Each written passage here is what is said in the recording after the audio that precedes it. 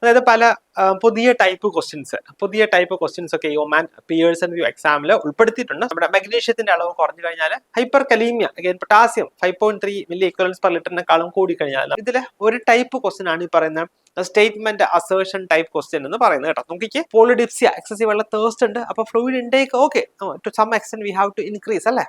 Hi all, welcome back to എജൂസ് international academy. നമ്മൾ ഇന്ന് നോക്കുന്നത് നമ്മുടെ ഒമാൻ പിയേഴ്സൺ വ്യൂ എക്സാമിന് ചോദിക്കുന്ന ക്വസ്റ്റ്യൻസ് ആണ്. അതായത് വളരെ ഇമ്പോർട്ടൻ്റ് ആയിട്ടുള്ള കുറച്ച് ക്വസ്റ്റ്യൻസ് ആണ് നമ്മൾ ഇന്ന് ഡിസ്കസ് ചെയ്യുക. ഈ എക്സാമിന് വേണ്ടി തയ്യാറെടുക്കുന്നവർക്കൊക്കെ അത് ഒരുപാട് പ്രയോജനപ്പെടും. അതുകൂടാതെ തന്നെ റീസെന്റ് ആയിട്ട് നമ്മുടെ ഒമാൻ പിയേഴ്സൺ വ്യൂ എക്സാംസിൽ കുറച്ച് ചേഞ്ചസ് വന്നിട്ടുണ്ടല്ലോ. അതായത് എക്സാം ഒക്കെ ഓൾറെഡി എഴുതിയവർക്ക് അത് അറിയാമായിരിക്കും. നമ്മുടെ കുറേ കുട്ടികളൊക്കെ പറഞ്ഞതനുസരിച്ചുള്ള ഒരു വിവരമാണ്. അതായത് പല പുതിയ ടൈപ്പ് ക്വസ്റ്റ്യൻസ് ഒക്കെ ഈ ഒമാൻ പിയേഴ്സൺ വ്യൂ എക്സാമിൽ ഉൾപ്പെടുത്തിയിട്ടുണ്ട്. സോ അതുപോലെയുള്ള ക്വസ്റ്റ്യൻ നമ്മൾ ഇന്നത്തെ ഈ ഒരു ഡിസ്കഷനിൽ നമ്മൾ പറയുന്നതാണ് കേട്ടോ. അപ്പം നന്നായിട്ട് ശ്രദ്ധിച്ചിരുന്ന് പഠിക്കുക. നന്നായിട്ട് പഠിച്ച എല്ലാവർക്കും ഈ പറഞ്ഞ ഫസ്റ്റ് ചാൻസിൽ തന്നെ ഒമാൻ പിയേഴ്സൺ വ്യൂ എക്സാം പാസ്സാകാനുള്ള എല്ലാ ഭാഗ്യം ഉണ്ടാവട്ടെ കേട്ടോ. നമുക്ക് ആദ്യത്തെ ക്വസ്റ്റ്യനിലേക്ക് പോകാമേ. So first question is, a patient is admitted with a history of myocardial infarction, a critical electrolyte abnormality that makes the heart more susceptible to lethal ventricular arrhythmias കേട്ടോ. എനിക്ക് lethal ventricular അരത്മിയ അല്ലെ, നമുക്കറിയാം എന്ന് വെച്ചാൽ മരണകാരണം ആയേക്കാവുന്ന, മരണത്തിലേക്ക് നയിക്കുന്ന വെൻട്രിക്കുലർ അരത്മിയ ഉണ്ടാക്കുന്ന ഇലക്ട്രോലൈറ്റ് അബ്നോമാലിറ്റി കേട്ടോ. ഏത് ഇലക്ട്രോലൈറ്റ് അബ്നോമാലിറ്റി ആണ് നമ്മുടെ മരണത്തിലേക്ക് കാരണമായേക്കാവുന്ന വെൻട്രിക്കുലർ അരത്മിയ ഉണ്ടാക്കുന്നത് എന്നുള്ളതാണ് ചോദിച്ചേക്കുന്നത്. Option A is hypernatremia, B is hypomagnesemia, C is hyperkalemia, D is hypercalcemia അല്ലെ. നോക്കി, ഹൈപ്പർ നെട്രീമിയ എന്താണ്? സോഡിയത്തിന്റെ അളവ് ഒരു 145 മില്ലി ഇക്വലൻസ് പെർ ലിറ്ററിൽ കൂടി കഴിഞ്ഞാൽ നമ്മൾ അതിനെ ഹൈപ്പർ നെട്രീമിയ എന്ന് പറയാറുണ്ട്. ഹൈപ്പോ മഗ്നീഷ്യമia സിമിലർലി നമ്മുടെ മഗ്നീഷ്യത്തിന്റെ അളവ് കുറഞ്ഞു കഴിഞ്ഞാൽ hyperkalemia, again potassium 5.3 milli ഇക്വലൻസ് per ലിറ്ററിനെക്കാളും കൂടി കഴിഞ്ഞാൽ നമ്മൾ പറയാറുണ്ട് hyperkalemia. Hypercalcemia, calcium serum കാൽഷ്യത്തിന്റെ അളവ് കുറഞ്ഞു കഴിഞ്ഞാൽ നമ്മൾ സെറം കാൽഷ്യത്തിന്റെ അളവ് കൂടി കഴിഞ്ഞാൽ നമ്മൾ ഹൈപ്പർ കാൽഷ്യമia എന്ന് പറയാറുണ്ട്. അപ്പൊ നോക്കി, ഇവിടെ ഈ വെൻട്രിക്കുലർ അരത്മിയ ഉണ്ടാക്കുന്ന ഇലക്ട്രോലൈറ്റ് അബ്നോർമാലിറ്റി എന്താണ് എന്നാണ് ചോദിച്ചിരിക്കുന്നത്. എന്തായിരിക്കാം? യെസ്, നോക്കി, ഹൈപ്പർ കലീമിയ അല്ലെ. സെറം പൊട്ടാസ്യം ലെവൽ 5.3യേക്കാളും കൂടി കഴിഞ്ഞാൽ അത് നമുക്ക് ലീതലായിട്ടുള്ള വെൻട്രിക്കുലർ അരത്മിയ ഉണ്ടാക്കാം. ഇവിടെ പിന്നെ വേറൊരു കൺഫ്യൂഷൻ നമുക്ക് ഉണ്ടാകാവുന്നത് നോക്കി, ഹൈപ്പോ മഗ്നീഷ്യമia അല്ലെ. നോക്കി, ഹൈപ്പോ മഗ്നീഷ്യമയില് ശരിക്കും പറഞ്ഞാൽ അരത്മിയ ഉണ്ടാകും. നമ്മൾ സാധാരണ ഈ ടോർസാഡിസ് പോയിന്റ് എന്നൊക്കെ പറയാറുണ്ട് അല്ലെ. സോ അതുപോലുള്ള അരത്മിയാസ് ഈ ഹൈപ്പോ മഗ്നീഷ്യമയിൽ ഉണ്ടാകും. പക്ഷെ ലീതലായിട്ടുള്ള വെൻട്രിക്കുലർ അരത്മിയ ഉണ്ടാകുന്നത് യൂഷ്വലി ഹൈപ്പർ കലീമിയയിലാണ് കേട്ടോ. ഓപ്ഷൻ സി ആണ് ഇവിടെ കറക്റ്റ് ആൻസർ ആയിട്ട് വരിക. ക്ലിയർ?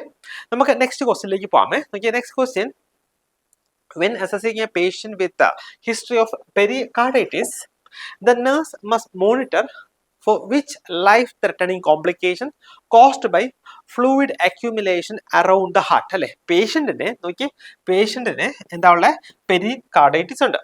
പേഷ്യന്റ് പെരികാർഡൈറ്റിസ് ഉണ്ട്. സോ ഈ പെരികാർഡൈറ്റിസ് ഉള്ള പേഷ്യന്റിനെ നേഴ്സ് മോണിറ്റർ ചെയ്യുമ്പോഴത്തേക്ക്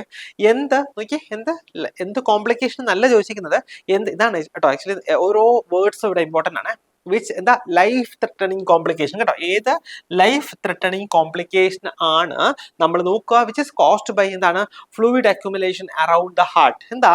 option is ventricular fibrillation, B is aortic aneurysm, C is myocarditis, D is cardiac tamponade. എന്തായിരിക്കാം? പെരികാർഡൈറ്റിസിൽ ഉണ്ടാകുന്ന ഒരു കോംപ്ലിക്കേഷൻ ആണ്. അവിടെ fluid accumulation around the heart ഉണ്ടാകുന്നു. അതേത് കോംപ്ലിക്കേഷൻ ആണ്? Fluid accumulation around the heart ഉണ്ടാകുന്നത്. യെസ്, ഓപ്ഷൻ ഇതാണ്.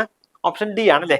കാർഡിയാക് ടാമ്പനേറ്റ് ആണ് യൂഷ്വലി പെരികാർഡൈറ്റിസ് ഉള്ള patient fluid accumulation around the heart ഉണ്ടാക്കിയിട്ടുണ്ടാകുന്ന ഒരു കോംപ്ലിക്കേഷൻ എന്ന് പറയുന്നത് ഓപ്ഷൻ ഡി കാർഡിയാക് ടാമ്പനേറ്റ് ആണ് കേട്ടോ. ഇമ്പോർട്ടൻ്റ് ആണ്.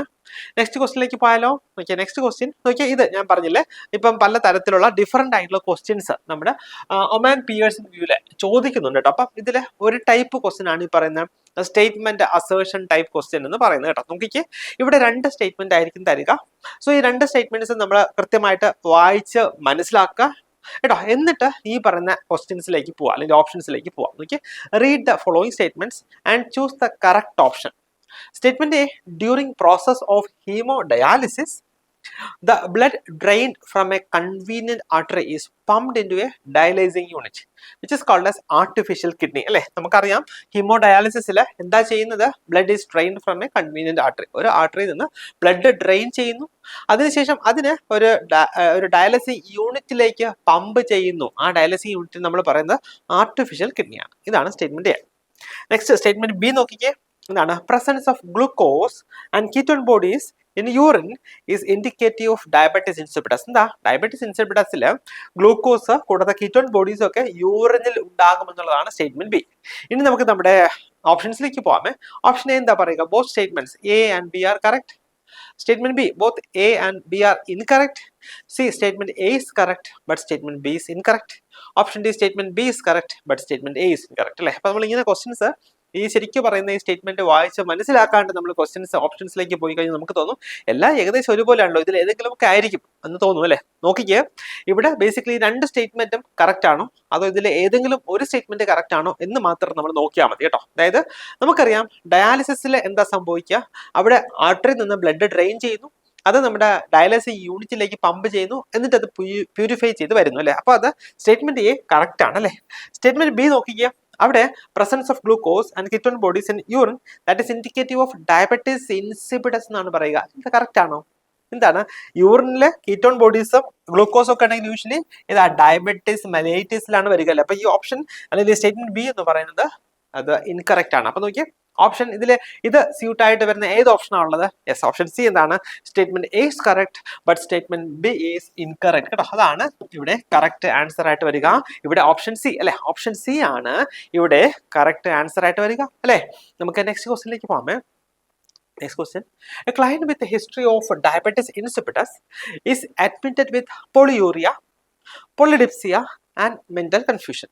The priority intervention, okay? The priority intervention for this client is കേട്ടോ. അതായത് പേഷ്യന്റിന് ഡയബറ്റിസ് ഇൻസിപ്പിഡസ് ആണ്. സോ ഡയബറ്റിസ് ഇൻസിപ്പിഡസ് എന്ന് പേഷ്യന്റിന് പോളിയൂറിയ ഉണ്ട്, അതായത് എക്സസീവ് ആയിട്ടുള്ള യൂറിൻ ഔട്ട്പുട്ട് ഉണ്ട്, പൊളിഡിപ്സിയ ഉണ്ട്, എക്സസീവ് ആയിട്ടുള്ള തേഴ്സ്റ്റ് ഉണ്ട്, അതുകൂടാതെ പേഷ്യന്റ് നോക്കിയ മെന്റൽ കൺഫ്യൂഷൻ കൂടെ വരുന്നുണ്ട് അല്ലേ? സോ ഇങ്ങനെ ഒരു പേഷ്യന്റ് വന്നു കഴിഞ്ഞാൽ ഇതൊരു പ്രയോറിറ്റി ബേസ്ഡ് ക്വസ്റ്റ്യൻ ആണ്.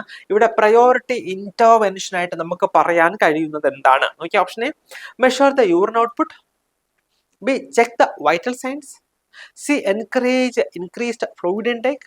D, weigh the client. നമുക്കിത് വായിക്കുമ്പോൾ എല്ലാം ഏകദേശം ഇവിടെ ആപ്ലിക്കബിൾ ആവുന്നത് പോലെ ഇരിക്കും അല്ലെ? നോക്കിയാൽ option A, measure the urine output. Obviously ഇവിടെ പേഷ്യന്റ് ഡയബറ്റിസ് ഇൻസിപ്പിഡസ് ആണ്, പോളി യൂറിയ വരുന്നുണ്ട്. അപ്പൊ നമുക്ക് യൂറിൻ ഔട്ട്പുട്ട് ഒക്കെ മെഷർ ചെയ്യുന്നത് ഓക്കെ ആണ്. വി ഹാവ് ടു മെഷർ അല്ലേ, നമ്മളത് മെഷർ ചെയ്യണം. പിന്നെ നോക്കിയാൽ option C, encourage increased fluid intake. Polyuria ഉണ്ട്, പോളിഡിപ്സിയ എക്സസീവ് ഉള്ള തേഴ്സ്റ്റ് ഉണ്ട്. അപ്പൊ fluid intake okay, to some extent we have to increase അല്ലേ? പിന്നെ ഡി നോക്കിയ പേഷ്യന്റ് യൂറിനും എക്സസീവ് ആയിട്ട് പോകുന്നുണ്ട്, അപ്പൊ വെയിറ്റും നമ്മൾ നോക്കണം. പക്ഷെ ഇവിടെ ഏറ്റവും പ്രയോറിറ്റി ആയിട്ട് ഏറ്റവും ഇമ്പോർട്ടന്റ് ആയിട്ട് നമ്മൾ നോക്കേണ്ടത് എന്താണ് നോക്കിയ പേഷ്യന്റ് മെന്റൽ കൺഫ്യൂഷൻ ഉണ്ടല്ലേ? അപ്പൊ നമ്മൾ നോക്കേണ്ടത് check the vital signs. Vital signs check ചെയ്യുക എന്നുള്ളത് വളരെ ഇമ്പോർട്ടന്റ് ആണ്. കാരണം ഇവിടെ നോക്കിയ മെന്റൽ കൺഫ്യൂഷൻ കൂടെ പേഷ്യന്റ് വന്നിട്ടുണ്ട്. സോ അങ്ങനെ വന്നു കഴിഞ്ഞാൽ പേഷ്യന്റ് ഈ പോളിയൂറിയ, പോളിഡിപ്സിയ വരുന്നുണ്ട്, പേഷ്യന്റ് ഹൈപ്പോവോളീമിക് ഷോക്കിലേക്ക് പോകാനുള്ള സാധ്യത ഇവിടെ ഉണ്ട്. Why? Because patient mental confusion കൂടെ ഉള്ളത് കൊണ്ട് അല്ലേ? അതുകൊണ്ട് വളരെ ഇമ്പോർട്ടന്റ് ആയിട്ട് നമ്മൾ എന്താ ചെയ്യേണ്ടത്? We have to check the vital signs കേട്ടോ. ഓപ്ഷൻ ബി ആണ് ഇവിടെ കറക്റ്റ് ആൻസർ ആയിട്ട് വരിക. നെക്സ്റ്റ് ക്വസ്റ്റ്യനിലേക്ക് പോകാം. നോക്കി, a nurse is caring for a client who was recently admitted to the hospital for complications related to influenza A. To prevent infection transmission, which personal protective equipment should be worn when entering the client's room? കേട്ടോ, ഇവിടെ patient നോക്കിയാൽ എന്താ influenza എയുടെ കോംപ്ലിക്കേഷനുമായിട്ടാണ് patient admit ആയിരിക്കുന്നത്. Means patient influenza A ഉണ്ട്. So ആ റൂമിലേക്ക് enter ചെയ്യുന്ന ഒരു നഴ്സ് എന്ത് PPE യൂസ് ചെയ്യണം? ഇൻഫ്ലുവൻസ എ ആണ്. നോക്കിയാൽ option is isolation gown. B is sterile gloves. C is N95 respirator mask. D is face mask. നോക്കിയാൽ ഇൻഫ്ലുവൻസ എ ഉള്ള പേഷ്യന്റ് അടുത്ത് പോകുമ്പോൾ as A health care professional, as A nurse നമ്മൾ എന്ത് PPE ആണ് use ചെയ്യേണ്ടത്? എന്തായിരിക്കാം? നോക്കിയാൽ ഐസൊലേഷൻ ഗൗൺ ആണോ, സ്റ്റെറൈൽ ഗ്ലൗസ് ആണോ, N95 റെസ്പിറേറ്റർ മാസ്ക് ആണോ, ഡി ഫേസ് മാസ്ക് ആണോ? എന്തായിരിക്കാം? നോക്കിയാൽ ഇൻഫ്ലുവൻസ എയെ സംബന്ധിച്ചിടത്തോളം അതിന്റെ ഡിസീസ് ഉണ്ടാക്കുന്ന ഡ്രോപ്ലെറ്റ്സ് എന്ന് പറഞ്ഞാൽ അത് ലാർജർ ഡ്രോപ്ലെറ്റ്സ് ആയിരിക്കും. Than when compare to airborne diseases അല്ലെ. എയർബോൺ ഡിസീസ് ആയിട്ടുള്ള TB പോലുള്ള ഡിസീസ് കണ്ടീഷൻസിലൊക്കെ അവിടെ ഡ്രോപ്ലെറ്റ്സിന്റെ സൈസ് വളരെ കുറവായിരിക്കും. യൂഷ്വലി നമ്മളതിനെ ഡ്രോപ്ലെറ്റ് ന്യൂക്ലിയ എന്നാണ് പറയുക. ഇതാണ് എയർബോൺ ഡിസീസിന്റെ. ഇവിടെ ഇൻഫ്ലുവൻസ എ എന്ന് പറഞ്ഞു കഴിഞ്ഞാൽ അതൊരു എയർബോൺ ഡിസീസ് അല്ല, പകരം അതൊരു ഡ്രോപ്ലെറ്റ് ഇൻഫെക്ഷൻ ആണ് അല്ലെ, ഒരു ഡ്രോപ്ലെറ്റ് ഇൻഫെക്ഷൻ ആണ്. ഇവിടെ അതിന്റെ മോളിക്കുലർ സൈസ് കൂടുതലായിരിക്കും. സോ അതുകൊണ്ട് തന്നെ നമുക്ക് ഫേസ് മാസ്കിന്റെ ആവശ്യമാണ് ഇവിടെ വരിക. അതേസമയം എയർബോൺ ഡിസീസ് ആയിട്ടുള്ള TB പോലുള്ള ഡിസീസ് ആയിരുന്നു പറഞ്ഞിരുന്നത് എങ്കിൽ we have to go for N95 respirator mask കേട്ടോ. അപ്പൊ ഇവിടെ ഓപ്ഷൻ ഡി ഫേസ് മാസ്ക് ആണ് ഇവിടെ കറക്റ്റ് ആൻസർ ആയിട്ട് വരിക കേട്ടോ. സോ നമ്മൾ ഒമാൻ പിയേഴ്സൺ വ്യൂല് സാധാരണ ചോദിക്കുന്ന വളരെ ഇമ്പോർട്ടന്റ് ആയിട്ടുള്ള ക്വസ്റ്റ്യൻസ് ആണ് നമ്മൾ ഡിസ്കസ് ചെയ്ത് ഇതുപോലെ ഇതേ സ്റ്റൈലിലുള്ള ക്വസ്റ്റ്യൻസ് നമുക്ക് കിട്ടും. Especially statement assertion type question ഒക്കെ ഇപ്പൊ പുതിയതായിട്ട് പിയേഴ്സൺ വ്യൂ ചോദിക്കുന്നുണ്ട്. നന്നായിട്ട് പഠിക്കുക. സോ ദാറ്റ് നിങ്ങൾക്ക് എല്ലാവർക്കും ഫസ്റ്റ് ചാൻസിൽ തന്നെ എക്സാം പാസ്സാകാനുള്ള ഭാഗ്യം ഉണ്ടാകട്ടെ. കൂടാതെ നമ്മുടെ എജ്യൂസ് അക്കാഡമിയിൽ ഈ പറഞ്ഞ GCSE കൺട്രീസിലേക്കുള്ള എല്ലാ ക്ലാസ്സുകളും എല്ലാ കോഴ്സുകളും നമുക്ക് അവൈലബിൾ ആണ്. വളരെ ഇമ്പോർട്ടന്റ് ആയിട്ടുള്ള ഷുവർ ആയിട്ട് എക്സാമിന് ചോദിക്കുന്ന ക്വസ്റ്റ്യൻസ് വെച്ച് തന്നെയാണ് നമ്മൾ ക്ലാസ്സുകൾ മുന്നോട്ട് കൊണ്ടുപോകുന്നത്. നിങ്ങൾക്ക് ഉറപ്പായിട്ട് പ്രയോജനപ്പെടും എന്ന് എനിക്കറിയാം. അപ്പൊ നിങ്ങൾക്ക് ജോയിൻ ചെയ്യാൻ താല്പര്യം ഉണ്ടെന്നുണ്ടെങ്കിൽ ഉറപ്പായിട്ട് നമ്മുടെ ഓഫീസുമായിട്ട് കോൺടാക്ട് ചെയ്യുക. നന്നായിട്ട് പഠിക്കുക. എല്ലാവർക്കും ഓൾ ദി ബെസ്റ്റ്.